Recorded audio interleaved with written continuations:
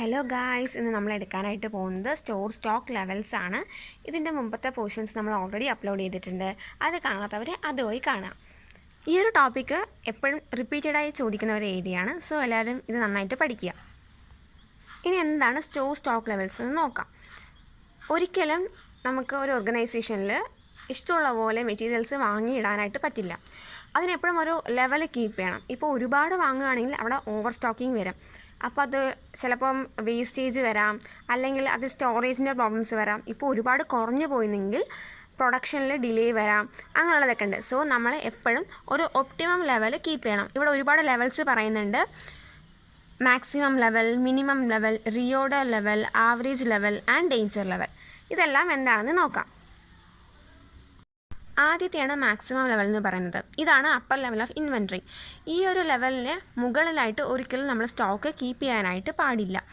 ഇപ്പോൾ അഥവാ അങ്ങനെ ചെയ്യുകയാണെങ്കിൽ അത് ഓവർ സ്റ്റോക്കിങ്ങിലും അങ്ങനെയുള്ള കാര്യങ്ങളിലൊക്കെ അത് പോവും. ഇതിൻ്റെ ഫോർമുല എന്താണെന്ന് വെച്ചാൽ maximum level equal to reorder level plus reorder quantity minus minimum consumption into minimum reorder period. ഇതിൻ്റെ പ്രോബ്ലംസ് നമ്മൾ ഡിസ്കസ് ചെയ്യുന്നുണ്ട്. അപ്പോൾ അത് നോക്കാം. ദെൻ അടുത്ത് മിനിമം ലെവൽ എന്താണെന്ന് നോക്കാം. മിനിമം ലെവലാണ് ഒരു ഓർഗനൈസേഷനിൽ എല്ലാ സമയത്തും ഇത്രയെങ്കിലും മിനിമം സ്റ്റോക്ക് കീപ്പ് ചെയ്യണം, ആ ഒരു ക്വാണ്ടിറ്റി കീപ്പ് ചെയ്യണം എന്നുണ്ടാവും. അതിനാണ് നമ്മൾ മിനിമം ലെവൽ എന്ന് പറയുന്നത്. അതിന് താഴെ ഒരിക്കലും സ്റ്റോക്ക് കുറയാനായിട്ട് പാടില്ല. അത് കണ്ടുപിടിക്കാനായിട്ട് reorder level minus normal consumption into normal reorder period. ഇതിൽ നോർമൽ റീഓർഡർ പീരീഡ് കണ്ടുപിടിക്കാനായിട്ട് minimum reorder period plus maximum reorder period divided by 2. ഇതാണ് അതിൻ്റെ ഇക്വേഷൻ എന്ന് പറയുന്നത്. ഇനി അടുത്ത ലെവലാണ് റീഓർഡർ ലെവൽ അല്ലെങ്കിൽ ഓർഡറിംഗ് ലെവൽ എന്ന് പറയുന്നത്. ഈ ഒരു ലെവൽ എത്തുന്ന സമയത്താണ് നമ്മൾക്ക് പർച്ചേസ് ചെയ്യേണ്ടത് അല്ലെങ്കിൽ പുതിയതായിട്ട് നമ്മൾ ഓർഡർ പ്ലേസ് ചെയ്യേണ്ടത്. ഈ ഒരു ലെവൽ എന്ന് പറയുന്നത് മിനിമം ലെവലിൻ്റെയും മാക്സിമം ലെവലിൻ്റെയും ഇടയിലായിരിക്കും. സോ അത് കണ്ടുപിടിക്കാനുള്ള ഇക്വേഷൻ എന്ന് പറയുന്നത് maximum consumption into maximum reorder period. അടുത്തൊരു ലെവലാണ് ആവറേജ് സ്റ്റോക്ക് ലെവൽ എന്ന് പറയുന്നത്. ഒരു ഓർഗനൈസേഷനിൽ ആവറേജ് സ്റ്റോക്ക് ഇത്ര കീപ്പ് ചെയ്യണമെന്നുണ്ടാവും. അതിനാണ് നമ്മൾ ആവറേജ് സ്റ്റോക്ക് ലെവൽ എന്ന് പറയുന്നത്. അത് കണ്ടുപിടിക്കാനായിട്ട് minimum level plus half reorder ക്വാണ്ടിറ്റിയാണ് ചെയ്യേണ്ടത്.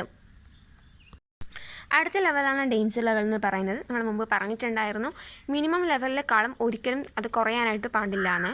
സോ അഥവാ ഇനി അങ്ങനെ കുറയാണെങ്കിൽ അതാണ് നമ്മൾ ഡേഞ്ചർ ലെവൽ എന്ന് പറയുന്നത്. അങ്ങനെ ഒരു ലെവലിലെത്തിയാൽ നമ്മൾ എത്ര കോസ്റ്റ് കൊടുത്തിട്ടാണെങ്കിലും വേഗം തന്നെ സ്റ്റോക്ക് എത്തിക്കാനായിട്ട് നോക്കണം, അല്ലെങ്കിൽ പ്രൊഡക്ഷൻ നിന്ന് പോവും. നമുക്കത് കണ്ടുപിടിക്കാനായിട്ട് minimum consumption into minimum reorder പീരീഡാണ് ചെയ്യേണ്ടത്. ഇവിടെ ഡേഞ്ചർ ലെവൽ കണ്ടുപിടിക്കാനായിട്ട് പറയുന്നില്ല. ഇനി അഥവാ പറയുകയാണെങ്കിൽ നമുക്ക് എങ്ങനെ ചെയ്യാമെന്ന് നോക്കാം. Minimum consumption into minimum reorder പീരീഡാണ് ഇവിടെ കണ്ടുപിടിക്കാനായിട്ട് ചെയ്യുന്നത്. സോ ഇവിടെ ക്വസ്റ്റ്യനിൽ മിനിമം കൺസംഷൻ എത്രയാണ് പറയുന്നത്? 200. Minimum reorder period 2 months. അപ്പോൾ 200 × 2 ചെയ്താൽ നമുക്ക് ആൻസർ കിട്ടും. അടുത്തതാണ് റീഓർഡർ പീരീഡ് എന്ന് പറയുന്നത്. ഇപ്പം നമ്മൾ ഒരു ഓർഡർ പ്ലേസ് ചെയ്തു, പിന്നെ നമുക്ക് മെറ്റീരിയൽസ് കിട്ടി. അപ്പോൾ ഇടയിൽ ഒരു ഗ്യാപ്പ് ഉണ്ടാവും. അതിനെയാണ് നമ്മൾ റീഓർഡർ പീരീഡിൽ പറയുന്നത്. ഇനി അടുത്തതായിട്ടൊരു പ്രോബ്ലം നോക്കാം. ഇതുപോലുള്ള ക്വസ്റ്റ്യൻസൊക്കെ റിപ്പീറ്റഡ് ആയിട്ട് ചോദിക്കുന്നതാണ്. സോ എല്ലാവരും ഇത് നന്നായിട്ട് ഫോക്കസ് ചെയ്ത് പഠിക്കുക. ക്വസ്റ്റ്യൻ എന്താണെന്ന് വെച്ചാൽ മാക്സിമം യൂസേജ് തന്നിട്ടുണ്ട്. യൂസേജ് എന്ന് പറയുന്നത് ഇവിടെ കൺസംഷനാണ്. പിന്നെ മിനിമം തന്നിട്ടുണ്ട്, ആവറേജ് തന്നിട്ടുണ്ട്, പിന്നെ ടൈം ലാഗ് എന്ന് പറയുന്നത് റീഓർഡർ പീരീഡാണ് ഉദ്ദേശിക്കുന്നത്. പിന്നെ അതിൻ്റെ മാക്സിമം മിനിമം തന്നിട്ടുണ്ട്, പിന്നെ റീഓർഡർ ക്വാണ്ടിറ്റി തന്നിട്ടുണ്ട്. സോ നമുക്കത് എങ്ങനെ ചെയ്യാമെന്ന് നോക്കാം. നമ്മൾ ആദ്യം പറഞ്ഞത് മാക്സിമം ലെവലാണെങ്കിൽ കൂടെ അതിൻ്റെ ഇത് നോക്കുകയാണെങ്കിൽ റീഓർഡർ ലെവലാണ്. അപ്പോൾ നമുക്കിതിൽ റീഓർഡർ ലെവൽ അറിയില്ല. സോ നമ്മൾ ആദ്യം റീഓർഡർ ലെവലാണ് കണ്ടുപിടിക്കേണ്ടത്. അപ്പോൾ reorder level equal to maximum consumption into maximum reorder പീരീഡാണ്. മാക്സിമം കൺസംഷൻ എന്ന് പറയുന്നത് ആദ്യം 300 ആണ് ഇവിടെ. ദെൻ അടുത്ത് റീഓർഡർ പീരീഡ് എത്രയാണ് ഇവിടെ തന്നിട്ടുള്ളത്? 6. 300 × 6 1800. ഇനി നമുക്ക് മാക്സിമം ലെവലായിട്ട് കണ്ടുപിടിക്കാനായിട്ട് പറ്റും. So maximum level equal to reorder level plus reorder quantity minus minimum consumption into minimum reorder period.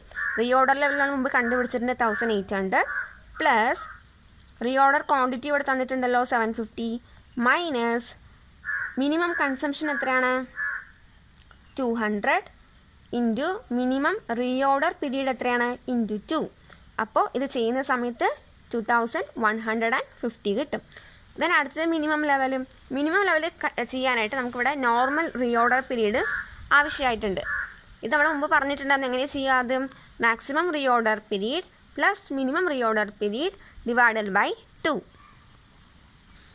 ഇവിടെ മാക്സിമം റീഓർഡർ പീരീഡ് എത്രയാണ് 6, മിനിമം എന്ന് പറയുന്നത് 2. അപ്പോൾ 6 + 2 ഡിവൈഡഡ് ബൈ 2 ചെയ്യുന്ന സമയത്ത് നമുക്ക് 4 months ആണ് കിട്ടുന്നത്. സോ ഇതാണ് നമ്മളുടെ നോർമൽ റീഓർഡർ പീരീഡ് എന്ന് പറയുന്നത്. ഇനി നമുക്ക് ഇതിൽ അപ്ലൈ ചെയ്യാവുന്നതേ ഉള്ളൂ. റീഓർഡർ ലെവൽ എന്ന് പറയുന്നത് എത്രയാണ് 1800 മൈനസ് നോർമൽ കൺസംഷൻ എത്രയാണ് ആവറേജ് പറയുന്നുണ്ടല്ലോ ഇതല്ലേ. ഇപ്പോൾ 225 ഇൻറ്റു നോർമൽ റീഓർഡർ പീരീഡ് 4. ഇത് ചെയ്യുന്ന സമയത്ത് നമുക്ക് ആൻസർ കിട്ടും. നമുക്ക് ആൻസർ കിട്ടുന്നത് 900 ആണ്. ദെൻ അടുത്തത് ആവറേജ് സ്റ്റോക്ക് ലെവലാണ്. ആവറേജ് സ്റ്റോക്ക് ലെവൽ കണ്ടുപിടിക്കാനായിട്ട് minimum level plus half reorder quantity. നമ്മൾ കണ്ടുപിടിച്ചത് 900 മിനിമം ലെവലാണല്ലോ. So 900 plus reorder quantity 750. 750യുടെ ഹാഫ് എടുക്കുക, എന്നിട്ട് രണ്ടും കൂടെ ആഡ് ചെയ്യുമ്പോൾ 1275 കിട്ടും. ഇത് ടെക്സ്റ്റിൽ വേറൊരു ക്വസ്റ്റ്യൻ ആണ്. ഇവിടെ A B എന്ന് പറയുന്നുണ്ടെങ്കിൽ പോലും അത് നമുക്ക് സെപ്പറേറ്റ് ആയിട്ട് ചെയ്യാൻ പറ്റും. എയുടെ സെപ്പറേറ്റ് ആയിട്ട് ചെയ്യാം, ദെൻ ബിയുടെ സെപ്പറേറ്റ് ആയിട്ട് ചെയ്യാം. അത്രയേ ഉള്ളൂ. എല്ലാവരും ചെയ്ത് നോക്കുക. എന്തെങ്കിലും ഡൗട്ട്സ് ഉണ്ടെങ്കിൽ ഒന്ന് കമൻറ്റ് ചെയ്യുക. ഇനി അടുത്ത പോർഷൻസ് നമുക്ക് അടുത്ത പാർട്ടിൽ ഇടാം. താങ്ക്